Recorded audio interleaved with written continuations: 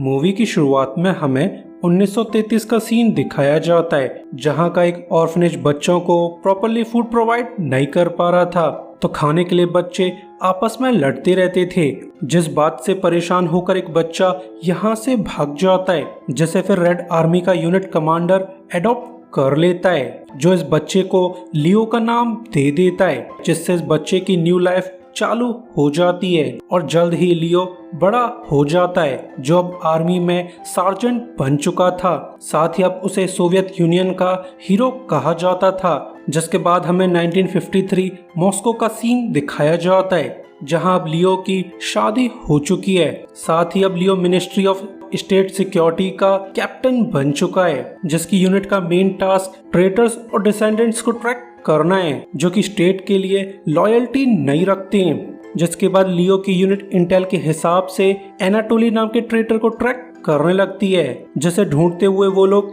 एक सोसाइटी तक पहुंच जाते हैं। मगर अब तक एनाटोली यहाँ से भाग चुका था, तो वो लोग एनाटोली की पड़ोसन से पूछताछ करने लगते हैं। तो लेडी डरते हुए इन्हें क्लियर कर देती है कि एनाटोली यहाँ से भागकर ओकुन के फार्म जा चुका है। तो जानकारी मिलते ही यूनिट ओकुन नाम के आदमी के फार्म चली जाती है, जहाँ वो ओकुन की फैमिली से पूछताछ करने लगते हैं। तो ओकुन की वाइफ उन्हें एनाटोली के बारे में बता देती है कि एनाटोली हमारे खेतों में छुपा हुआ है।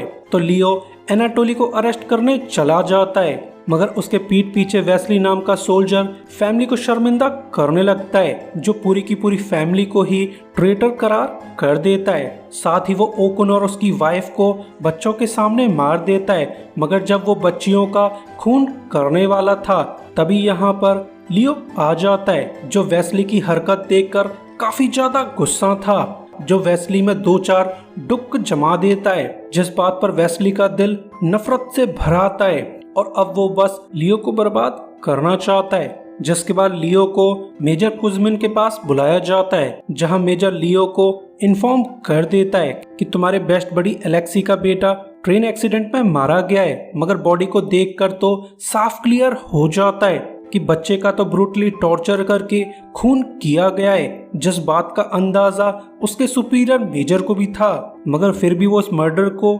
एक्सीडेंट करार कर रहा है, क्योंकि स्टेट लॉ के हिसाब से स्टेट में कोई भी खून नहीं हो सकते। तो इस केस को मेजर स्कैंडल बनने से रोकने के लिए मेजर ये सब कुछ कर रहा है, जो बात लियो को बिल्कुल पसंद नहीं आती।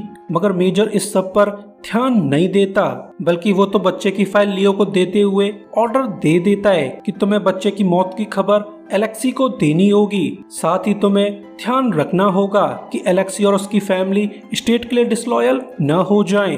तो ये जानकर लियो बहुत ज्यादा दुखी है, मगर फिर भी उसे ऑर्डर्स तो फॉलो करना ही पड़ेंगे। तो वो फाइल लेकर एलेक्सी के पास चला जाता है, जहां वो एलेक्सी और उसकी फैमिली को ऑफिशियल रिपोर्ट दे देता है। मगर इस रिपोर्ट पर एलेक्सी को जरा भी भरोसा नहीं है। तो एलेक्सी की बीवी इन पर जोर जोर से चिल्लाने लगती है कि मेरे बच्चे का ट्रेन एक्सीडेंट नहीं हुआ है, बल्कि उसे तो ब्रूटली टॉर्चर करके मार दिया गया है। जिस पर लियो इन्हें क्लियर कर देता है कि तुम्हें अपने व्यूज अपने तक ही रखने होंगे, साथ ही तुम्हें इस डेथ रिपोर्ट को भी एक्सेप्ट करना होगा, वरना मेजर तुम्हें डिसेंडेंट करार करके फायरिंग स्क्वाड के सामने खड़ा कर देगा। तो एलेक्सी मजबूरी में इस रिपोर्ट को एक्सेप्ट कर लेता है, क्योंकि वो जोरा की खातिर बाकी फैमिली को खतरे में डालना नहीं चाहता। मगर अब लियो काफी ज्यादा अपसेट था, जो सीक्रेटली जोरा का री एग्जामिनेशन करवाने लगता है, जिस बात का पता मेजर को भी लग जाता है, जो कि अब लियो के एक्शंस से काफी ज्यादा नाखुश था। तो वह लियो को अपने ऑफिस बुलाकर इन्फॉर्म कर देता है कि हमें एनाटोली का कन्फेशन मिल चुका है, जिसने हमें कन्फेशन में 7 ट्रेटर्स के नाम दे दिए, जो कि सरप्राइजिंगली एक स्कूल के टीचर्स हैं। तो ये सुनकर लियो काफी ज्यादा कंफ्यूज था, जिस पर मेजर उसे क्लियर कर देता है कि ये 7 के 7 ट्रेटर उसी स्कूल के टीचर हैं, जिसमें तुम्हारी वाइफ रेजा भी टीचर की तरह जॉब करती है। इन सरप्राइजिंगली इस लिस्ट में तुम्हारी वाइफ रेजा का भी नाम है। तो ये सुनकर लियो काफी ज्यादा शॉक था। तो उसे मेजर पर डाउट होने लगता है कि ये बंदा इंटेंशनली उसकी वाइफ को फ्रेम कर रहा है, मगर वो चाहकर भी मेजर का कुछ नहीं कर सकता। तो मेजर रेजा को इन्वेस्टिगेट करने का काम लियो को दे देता है, तो लियो रेजा पर नजर रखने लगता है, जहां उसे पता चल जाता है कि रेजा का इवान नाम के आदमी के साथ चक्कर चल रहा है, जिस बात पर लियो बिल्कुल भी खुश नहीं था। तो वो खराब मूड से घर लौट आता है, पर तभी यहाँ पर एमजीबी एजेंट्स की टीम आ जाती है, जिन्हें वेस्ली लीड कर रहा था, जो कि लियो के घर की तलाशी लेना चाहते थे ताकि वो रेजा के खिलाफ एविडेंस इकट्ठा कर सकें। तो ये देखकर लियो को अंदाजा हो जाता है कि इस सब के पीछे वेस्ली का हाथ है, क्योंकि एनाटोली को इंटेरोगेट करने का काम वेस्ली को दिया गया था। तो शायद उसने मेजर के साथ मिलकर रेजा को फ्रेम किया है, जिसके कुछ समय बाद रेजा भी यहाँ आ जाती है, जिससे लियो पूछताछ करने लगता है, जिस बात पर रेजा काफी ज्यादा डर जाती है, जो खुद को बचाने के लिए लियो से कह देती है कि मैं इस समय तुम्हारे बेबी से प्रेग्नेंट हूँ। तो ये बात सुनकर लियो काफी ज्यादा खुश था, साथ ही वो हेजिटेट करने लगता है, क्योंकि वो पहले रेजा को अरेस्ट करने वाला था, मगर अपने बच्चे की खातिर अब वो ऐसा नहीं कर सकता। तो अगले दिन लियो मेजर को इन्फॉर्म कर देता है कि मेरी वाइफ पर लगाए गए चार्जेस बिल्कुल झूठे हैं, साथ ही मुझे रेजा के खिलाफ कोई भी एविडेंस नहीं मिला है, जिस बात पर मेजर बिल्कुल भी खुश नहीं था। तो वो लियो और रेजा को फायरिंग स्क्वाड के सामने खड़ा कर देता है, जो लोग अब लियो और रेजा को एग्जीक्यूट करने वाले थे। मगर तभी यहाँ पर वेस्ली आ जाता है, जो इन दोनों को टॉन्ट करने लगता है। साथ ही वो लियो और रेजा को एक ट्रेन में बिठा देता है, जो मॉस्को से वॉस्क जाने वाली थी। तो रेजा लियो को क्लियर कर देती है कि स्टेट तो बस तुम्हारी ब्लाइंड लॉयल्टी को टेस्ट करना चाहती थी, मगर तुमने मेरी जान बचाकर इस टेस्ट को फेल कर दिया है, और अब हम दोनों ही किसी दिन मारे जाएंगे। मगर लियो उसकी बातों पर ध्यान नहीं देता, और जल्द ही ये लोग वॉस्क पहुंच जाते हैं, जहां पर इन्हें एक्साइल किया गया था। तो इन्हें रिसीव करने के लिए नेस्त्रोव नाम का आदमी आ जाता है, जो कि यहाँ की मिलिट्री पुलिस का कमांडिंग ऑफिसर था। तो वो लियो को देखकर काफी ज्यादा शॉक था कि लियो जैसा बड़ा आदमी यहाँ पर क्या कर रहा है, जिस बात का लियो उसे कोई भी जवाब नहीं देता। तो नेस्त्रोव इनके रहने का इंतजाम करवा देता है, जो कि बिल्कुल भी अच्छा नहीं था। नेक्स्ट डे रेजा अपनी जॉब पर चली जाती है, जहां उसे टीचिंग के बजाय साफ सफाई का काम दे दिया जाता है। ऑब्वियसली रेजा को शर्मिंदा किया जा रहा है। वहीं लियो को जनरल नेस्त्रोव के नीचे काम दे दिया जाता है, जो कि अब लो क्लास पुलिसमैन की तरह सर्व करने वाला है। तो वह नेस्त्रोव के साथ मर्डर इंसिडेंट को इन्वेस्टिगेट करने चला जाता है। तो इन्हें पूछताछ करने पर पता चल जाता है कि किसी ने एक बच्चे को मारकर जंगल में डाल दिया है। तो इस बारे में सुनकर लियो को एहसास हो जाता है कि कोई सीरियल किलर बच्चों का खून कर रहा है। तो वो इस बारे में नेस्त्रोव को इन्फॉर्म कर देता है, मगर नेस्त्रोव को उसकी बातों पर जरा भी भरोसा नहीं है, क्योंकि उसके हिसाब से लियो को एमजीबी ने यहाँ भेजा होगा, जो नेस्त्रोव की यूनिट को इन्वेस्टिगेट करना चाहती हैं। तो नेस्त्रोव उसे वार्न कर देता है कि मेरी यूनिट में कोई भी गद्दार नहीं है, जिस पर लियो उसे क्लियर कर देता है कि अब मैं एमजीबी के लिए काम नहीं करता। वहीं रेजा को वेस्ली के आदमी पकड़ लेते हैं, जो रेजा की बात वेस्ली से करवा देते हैं। एंड सरप्राइजिंगली वेस्ली अब एमजीबी का कैप्टन बन चुका है, जो कि पहले लियो की पोस्ट हुआ करती थी। तो हमें इनकी बातों से एहसास हो जाता है कि रेजा शादी से पहले वेस्ली की गर्लफ्रेंड हुआ करती थी। साथ ही अब वेस्ली रेजा को वापस पाना चाहता है, जिसके लिए वो रेजा को मॉस्को बुला रहा है, मगर रेजा लियो को छोड़ने के लिए राजी नहीं होती, जिस बात पर वेस्ली काफी ज्यादा गुस्सा है, जो अपने आदमियों के थ्रू रेजा को शर्मिंदा करवा देता है, जिस बात से रेजा इमोशनली अनस्टेबल हो जाती है, जो कि अब यहाँ से कहीं दूर भागकर जाना चाहती थी। मगर वो ट्रेन में चढ़ पाती उससे पहले ही लियो यहाँ आ जाता है। तो उसे देखकर रेजा बुरी तरह से भड़क जाती है। तो हमें क्लियर हो जाता है कि रेजा असल में लियो को जरा भी पसंद नहीं करती। साथ ही उसने लियो से शादी प्यार की वजह से नहीं की थी, बल्कि उसने ये शादी सिर्फ डर की वजह से की थी। तो ये जानकर लियो काफी ज्यादा दुखी था। साथ ही उसे अंदाजा हो जाता है कि रेजा उसके बच्चे से प्रेग्नेंट नहीं है, बल्कि उसने तो बस अपनी जान बचाने के लिए ये झूठ बोला था। अगले दिन ट्रेन के सामने एक आदमी की बॉडी मिल जाती है जिसपे चाइल्ड अब्यूज के चार्जेस लगे हुए थे। तो अथॉरिटीज क्लेम करने लगती हैं कि 8 साल के बच्चे का खून इसी आदमी ने किया था। साथ ही अब यह केस सॉल्व हो चुका है। मगर लियो को इस बात पर भरोसा नहीं होता, तो वो रात को रेलवे ट्रैक पर तलाशी लेने लगता है जहां उसे रेजा मिल जाती है जो कि अब सिटी छोड़कर भागना चाहती थी। तो लियो उसकी हेल्प मांगने लगता है जिसको सुनकर रेजा काफी ज्यादा कंफ्यूज थी। तो लियो उसे चाइल्ड मर्डर्स के बारे में सारी डिटेल्स बता देता है। तो ये सुनकर रेजा उसकी हेल्प करने के लिए राजी हो जाती है और फिर ये लोग सीधा जनरल नेस्तरोव के घर चले जाते हैं जहां लियो उसे चाइल्ड मर्डर्स के बारे में इंफॉर्मेशन देने लगता है कि इन बच्चों का खून एक सीरियल किलर कर रहा है जो बच्चों को ब्रूटली टॉर्चर करके उनके इंटरनल ऑर्गन्स निकाल लेता है। साथ ही वो बच्चों को मारकर रेलवे ट्रैक के पास डाल देता है और अब तक वो काफी सारे खून कर चुका है जिसमें मेरे दोस्त का बेटा जोरा भी शामिल है। मगर ये सुनकर जनरल काफी ज्यादा भड़क जाता है क्योंकि स्टेट इस मैटर को कवर करना चाहती है। तो जनरल इस मैटर में इन्वॉल्व होकर मरना नहीं चाहता। वैसे भी अपने क्लेम को प्रूव करने के लिए लियो के पास कोई भी एविडेंस नहीं है, जिस पर लियो उसे क्लियर कर देता है कि जब मेरे दोस्त के बेटे जोरा का खून हुआ था तब एक लेडी ने खूनी को देख लिया था, यानी वो लेडी हमारी विटनेस बन सकती है। मगर उस लेडी से पूछताछ करने के लिए हमें मॉस्को जाना होगा। तो वह काफी हेजिटेट करने के बाद इनकी हेल्प कर देता है जो अगले ही दिन ट्रेन से मॉस्को के लिए निकल जाते हैं। मगर वो बिना एलेक्सी की हेल्प के विटनेस से मिल नहीं सकते। तो वो लोग एलेक्सी से हेल्प मांगने उसके घर चले जाते हैं जहां पूरा मैटर जानने के बाद एलेक्सी उनकी हेल्प करने लगता है। तो ये लोग जेनिला नाम की विटनेस से पूछताछ करने लगते हैं। मगर इस इंटरव्यू का कोई भी फायदा नहीं निकलता क्योंकि जेनिला काफी ज्यादा डरी हुई है जो इनके सवालों के ढंग से जवाब नहीं देती। वहीं जनरल नेस्तरोव पुराने रिकॉर्ड्स को चेक करने लगता है तो उसे इन फाइल्स से पता चल जाता है कि पिछले 2 सालों में 44 बच्चों का खून किया गया है जिन्हें मारने का तरीका बिल्कुल सेम था। तो जनरल को एहसास हो जाता है कि इन 44 बच्चों का खून एक ही किलर ने किया होगा।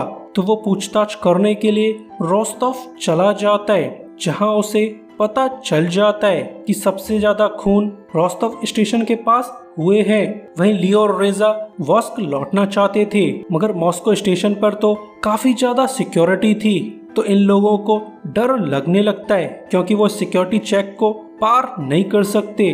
तो रेजा लियो को लेकर इवान के घर चली जाती है ताकि वो इवान की हेल्प से मॉस्को को छोड़ सकें। तो इवान इनसे पूछताछ करने लगता है कि तुमने मॉस्को आने के लिए इतना बड़ा रिस्क क्यों लिया है। तो लियो उसे चाइल्ड मर्डर्स के बारे में सारी डिटेल्स दे देता है। मगर तभी रेजा को एहसास हो जाता है कि उसका फ्रेंड इवान कोई नॉर्मल टीचर नहीं है बल्कि वो तो असल में एमजीबी का एजेंट है और इसी बंदे ने ही स्कूल में मौजूद डिसेंडेंट्स के नाम मेजर को रिपोर्ट किए थे।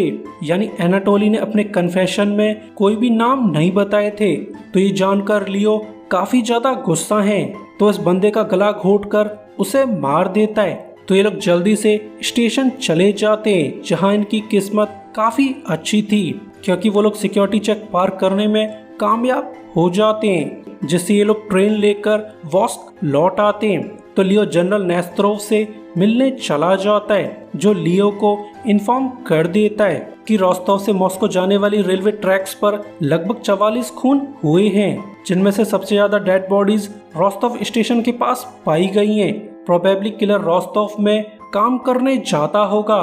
तो इन्हें जल्द ही एहसास हो जाता है कि प्रोबेबली किलर रोस्तोव में मौजूद ट्रैक्टर फैक्ट्री में काम करता है। तो ये लोग फर्दर इन्वेस्टिगेशन का प्लान बनाने लगते हैं। मगर जब लियो घर लौटकर आता है तब वहां पर वेस्ली और उसकी यूनिट पहले से मौजूद थी क्योंकि उन्हें इवान के खून का पता चल चुका था। तो वो लोग लियो और रेजा को अरेस्ट कर लेते हैं जहां पर लियो और रेजा को ब्रूटली टॉर्चर किया जाता है ताकि वो अपने क्राइम्स को विलिंगली एक्सेप्ट कर लें। मगर ये दोनों अपने चार्जेस को एक्सेप्ट करना नहीं चाहते थे।